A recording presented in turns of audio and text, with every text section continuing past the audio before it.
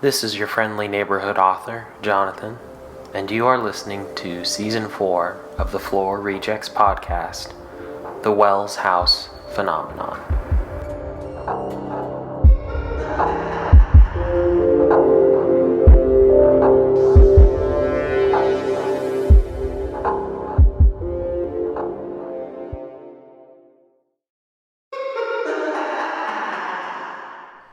Last week on the Wells House Phenomenon, we saw Warren recovering from his illness. We saw him a little bit shocked by what he actually looks like.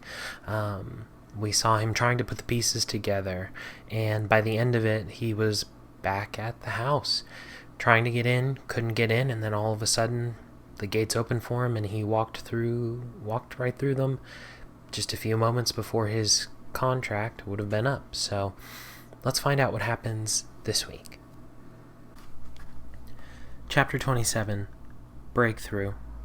When Warren crosses into the property lines, nothing spectacular happens, except for the throbbing in his head disappearing in an instant.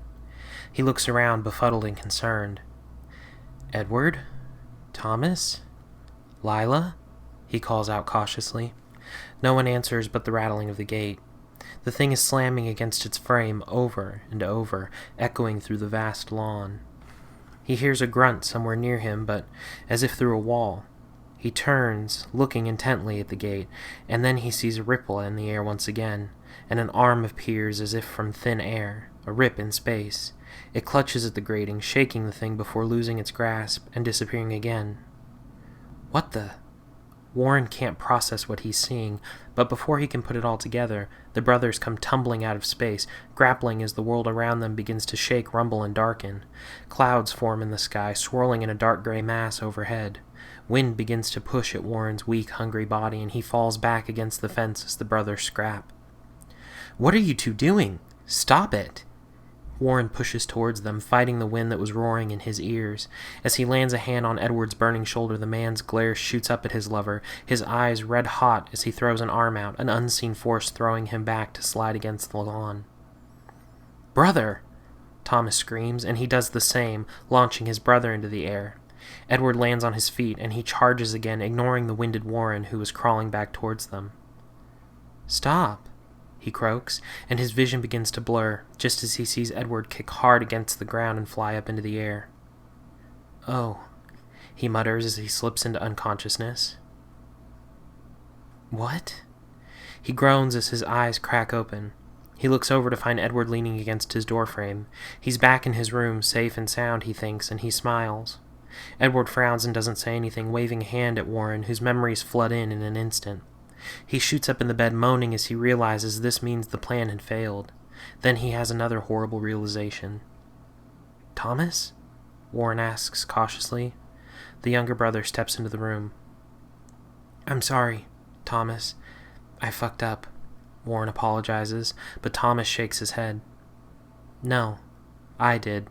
Our plan was flawed," Thomas says, and Warren tries to climb from the bed but falls back after a moment. "What? How are you both?" Warren begins to ask, and Edward chuckles. "I figured out your plan as soon as you left, Warren. It wouldn't have worked because you made the choice to plan this escape. It just wouldn't have worked," he explains, and Thomas hangs his head. "So why were you two fighting?" Warren asks, and Edward steps forward. Thomas was intent on seeing the plan through, but as time ran out, I got him to see the flaw, Edward says. "So I'm stuck. This is my life." Warren begins to weep, falling back into the pillows around him. "You've changed the terms for yourself. When you requested a week, you subsequently declared yourself bound to this property after that, so, in theory, you can't leave at all." "I'm so sorry," Edward says, and Thomas and Warren sigh at the same time. "So now what?" Warren asks, and Edward looks at Thomas with guilt. "Now, you are my mother's. If you step off the property, break the pact, and all the bad things that happen come along with it," Edward says. "Can I keep my memories at least?" Warren requests, and Thomas shakes his head. "We can't have you slipping up in front of her. You can keep your memories at night, but during the day it will have to be the same. I have no idea how much longer she'll keep all this up," Thomas explains. "So, No more escape plans. I just stay here? Warren asks, and Thomas nods grimly. Warren tries again to get up, but his cast and bandages impede him, and both brothers rush to help him up. They do so begrudgingly of each other, but get him settled. I'm going to put you back in your daytime state now, so my mother will be less inclined to punish you, Edward says, and Warren nods. He knows there's nothing else he can do as the thick fingers flutter in front of his face and his brain softens. He looks up to his lover and his friend after a moment and smiles. I had the strangest dream, he says to them, and Thomas steps out as Edward slides onto the bed and starts to cradle Warren, who tiredly snuggles into the warm chest pressed to his face. The day drags on, with dinner in bed presented by a gleeful Lila, who was so happy to see Warren that he wishes he could hug her. When he turns on the TV to watch some rerun, he's asleep within moments. When he wakes up, Edward smiles down at him. Hey, he says, not offering himself up, just greeting the man for the first time earnestly since he'd arrived. Warren looks at him sternly. Hi, Edward. Am I free to go? He asks, and Edward makes a disapproving sound. You can, but the longer you drag this out, the worse it will be, Edward warns. Warren dresses quickly and rushes out to the barn, and finds Warren and Thomas already there, leaning against the outside of the doors. Why aren't you inside? He asks, and Thomas makes a grim face. It's not safe anymore, he explains, gesturing for Warren to follow. They meander back into the woods, back to the now washed-out camping spot that Thomas had hidden at. Once there, he snaps his fingers and a fire lights in the burned-out pit. Now, we have to plan something else, Thomas says, plopping down on a log. Warren shakes his head despondent but resolved not to endanger his family, whether he loved them or not. Thomas, we failed. It's okay. I can't risk it, he says, and Thomas shakes his head. There has to be another way. Maybe we can sneak you out. Maybe I can break the pact for you, he suggests, but Warren knows it won't work. Warren, you can't give up. Thomas's voice drops, and Warren sits down next to him. I have to, Thomas. I spoke too soon, and now I'm stuck, he reasons, but Thomas looks at him, his eyes suddenly alight. I have an idea, he says seriously, and Warren waits for an explanation. What if someone pulls you out? He asks, and Warren looks down at him. Who? He asks, and Thomas shrugs, the world outside the property unknown to him. I mean, if I could get a message to Roz or my mom, Warren reasons, but he knows neither of them would show up. Roz because she couldn't, and his mother because she wouldn't. He couldn't rely on the rest of his family either. They were useless. Maybe I could call Kathy. She already thinks I'm in trouble, he says, explaining to Thomas who she was. He nods encouragingly, hoping they could play off with this risk. Yes, but how? You won't remember it during the day, Thomas asks, and Warren isn't sure. He suggests showing Thomas how to use his phone and letting him steal it during the day to text her, but he technically couldn't do it on his own, and that would be interfering with himself directly. Thomas agrees. Okay, I'll go get it from my room, Warren says, getting up, and Thomas stands. You can't. It won't work here. And it's in your room, isn't it? With Edward? Thomas says, and Warren nods, asking what the issue was. Edward had, after all, been trying to help them. I don't trust him, Warren. He's lying. I just don't know why, Thomas says. So then what? I can't make you a map, Warren tells him, and Thomas smiles. I have an excellent memory. Just show me how to do it. With your hands, Thomas asks, and Warren does, explaining exactly how to open the phone, messages, and send one. What he doesn't remember was that he had only pretended to program her number into his phone, and that it was actually just typed into his phone app. But since he doesn't remember, the two of them are settled on this new plan. Just as the world begins to quiver around them, Thomas springs up, gripping Warren by the shoulders. Warren, I have to tell you, when I thought it was the last time I would see you, I was so alone. I was so secretly happy to see your face on the other side of the gate that I almost let you in, Thomas says, kissing Warren hard and fast as the smoke begins to swirl around them, and Warren was confused. He was still not 100% on Edward. He didn't completely trust him either, but when it came to Thomas, he still felt guilt for developing any feelings for someone else. It was odd to him as the white-hot mouth parted his lips and his dream began to shut down. He'd never felt any allegiance to anyone, but now he still felt a need to give the man the benefit of the doubt. While his mind shifted from night to day, he was perturbed by what his ending would actually be, and who would decide it.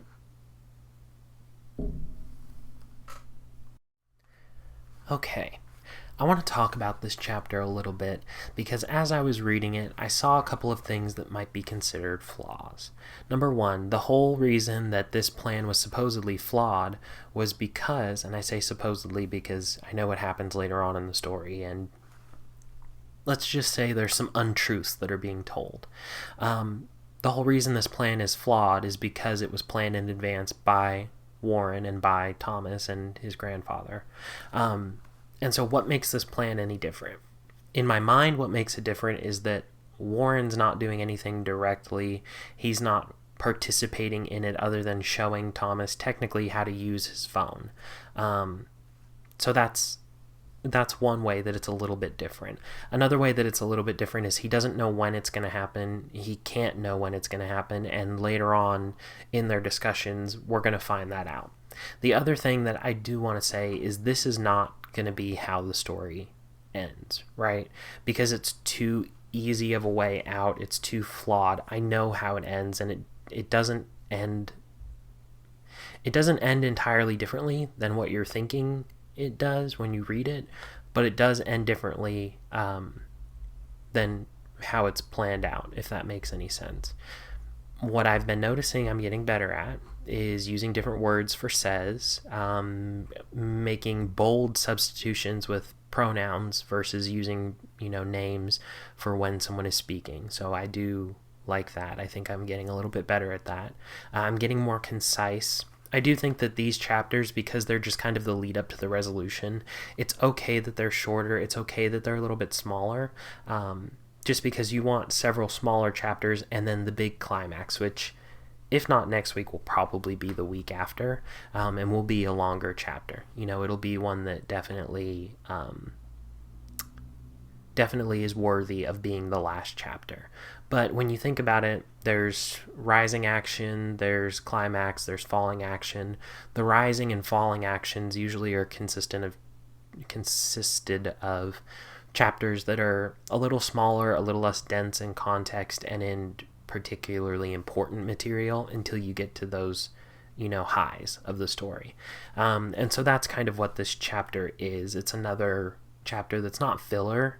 It has this new plan in it, but it's not particularly important when you map everything out, right?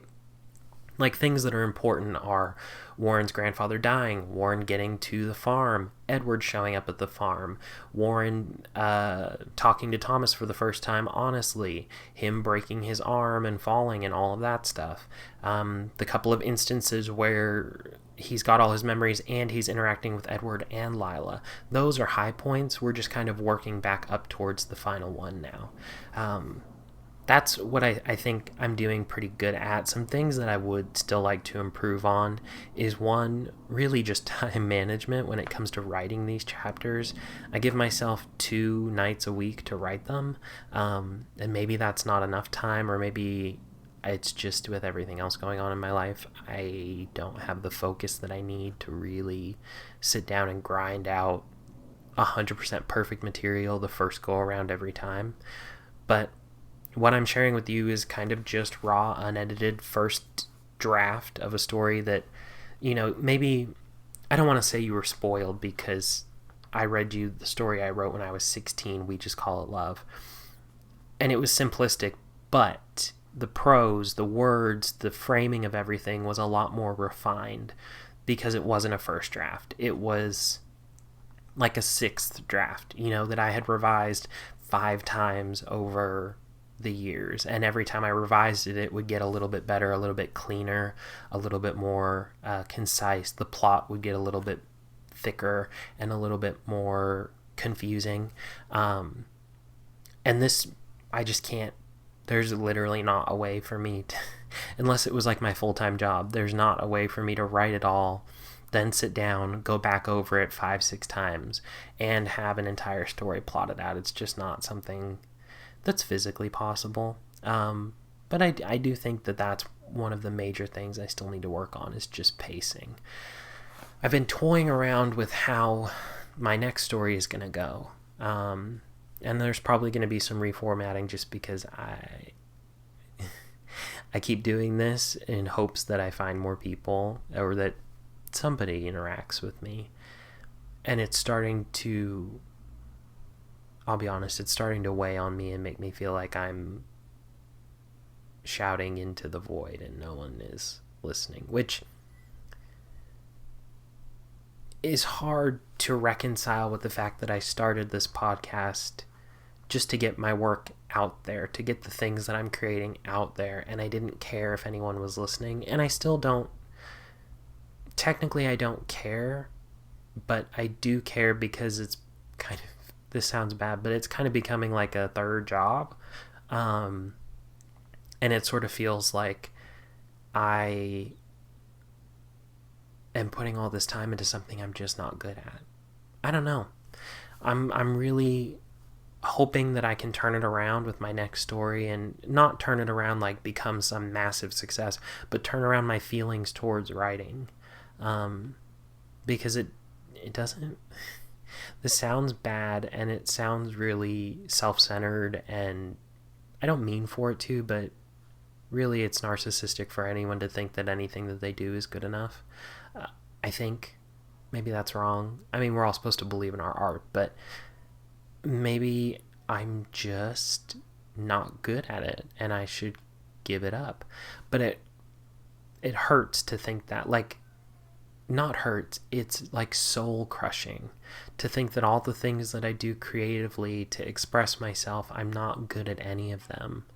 And sometimes I think, oh, maybe I just haven't found my medium, or oh, I haven't found my calling, or the thing that is really just what I need to do. And maybe that's true, but I've kind of exhausted all of the free mediums, if that makes sense. Like mediums that aren't pay to enter. You know, I can't really make a movie. I don't have those sorts of resources. I don't have the resources to make like a high budget podcast or a high budget anything. It's just me and my microphone and my really old, dirty, nasty iPad that barely works, and, you know, trying to crank out something that I feel good about, that I do feel good about. Every week I feel good about what I put out, and I check the app that I post everything through. I check the analytics, and I think this is going to be the week. This is going to be the week that people find me, that I find those other people who are like me, who want to hear a story, and they don't care if it's a rough draft. It's just something that's representative of them, or representative of their interests, or subverts the culture that they're looking to subvert. And every week I'm not disappointed, because I'm happy that anyone listens, but I'm a little more soul crushed every week when it feels like what I'm doing is bad. Does that make sense? I didn't do this to look for validation, but I guess maybe not getting any validation that I wasn't expecting, but I guess I was expecting, hurts. I'm just being too honest. Maybe I should shut up. I probably should. What I will say is, anyone who is listening or watching or anything, I appreciate you listening. I really do. Like, from the bottom of my little broken down, cracked in half, up in the air heart, I really do appreciate it. And I appreciate the people that have stuck around and that listen every week. And I know we're all going through tough times, and literally my sad little life, it doesn't matter, so I try not to bring it up. But I appreciate you listening. On a positive note, I'll just share a little fun, uplifting story to end the podcast this week. Last weekend, I went to my parents' house, fully vaccinated, and they're vaccinated too, and I'm very excited about that. And I'm helping them remodel their old bedroom that they don't use anymore. They live in a different bedroom now, and so they wanted to have a nice guest bedroom. And so I came down there to help them, and my partner came with me, and he actually invited one of his friends to come down as well, because, and this is not like a brag, it's just my parents' house is on a lake calm down. It's not like Lake Tahoe. It's not like a fancy lake. It's just a house that has a dock attached to it. And he invited his friend to come down and go paddleboarding with him while I was working on the guest bedroom renovation. And she was very excited to meet my parents' pet goats. They have, well, now they have 18 pet goats, but at the time they had 16 pet goats. And when she got there, she had brought them so many treats. She was so excited to meet them. And we were feeding them treats, sunflowers and oats and lettuce and seeds, and they were so happy. And then my dad came out to meet her, and we were talking, and I asked him, where's Treat? And that's one of their goats. Her name is Sweet Treat. She's very sweet, like a treat. My mom named her. Very original. And we couldn't find her. And we looked all around their pen, and we looked in their pasture, and we could not find her anywhere. And finally we realized she was missing. And when I tell you we searched, we probably covered 10 square miles between my parents, me, my sister, my partner's friend, the neighbors, on quads, on paddle boards, in cars, on foot. And we couldn't find her anywhere. And she was missing. She was gone. Like, no idea where she was. My parents have security cameras up, and all they could see was the day they thought she went missing. They could see one of the other goats, like, panic screaming. And my mom assumed that off camera she had been stolen and killed and eaten. I told her that was probably not the case. Anyway, she was missing, they thought, from Thursday, Friday. The day we figured out she was missing was Saturday. It sounds bad, but with 16 goats, sometimes it's hard to count each one. And she has a doppelganger. Her baby looks exactly like her. So it's sometimes hard to tell them apart. And she was gone Saturday, Sunday. I left Sunday. My mom was so upset. She's heartbroken, because they're like her little babies. And today we got the text that she was found alive. And we got a picture that she was in fact found alive. She had fallen, and this is horrible, but she's alive. She had fallen into a hollow stump that was on the property, not 30 feet from the fence line. And she had fallen in and somehow gotten herself stuck and never made a sound while we looked for her, and we looked everywhere for her. But we found her, and she is alive. So this episode goes out to Sweet Treat. Thanks for disappearing, breaking my mom's heart, and then showing back up. And why do I say that she had 16 goats and now suddenly she has 18 goats? Because as a apology, or as a way to make it up to my mom, my dad bought my mom a new goat and her baby, so that she would have a new baby to nurse, and because she nurses all the baby goats from a bottle. And then this stupid goat shows back up, and we're all very excited that she's back. But that's my good story for the week. So if you're still listening, I guess there's a positive note. Send out some good vibes to a goat named Sweet Treat. She needs them. She's a little banged up and scratched up, but she's okay. Hopefully. I don't know. A bunch of days stuck in a stump, you never really know. But I appreciate you listening. I'll be back next week and the week after and every week until we finish this story, and then I'll kind of go over what our next story is going to look like. So, appreciate you listening. Always do. You know that. But this has been your friendly neighborhood author, Jonathan, signing off from this week's episode of the Floor Rejects podcast.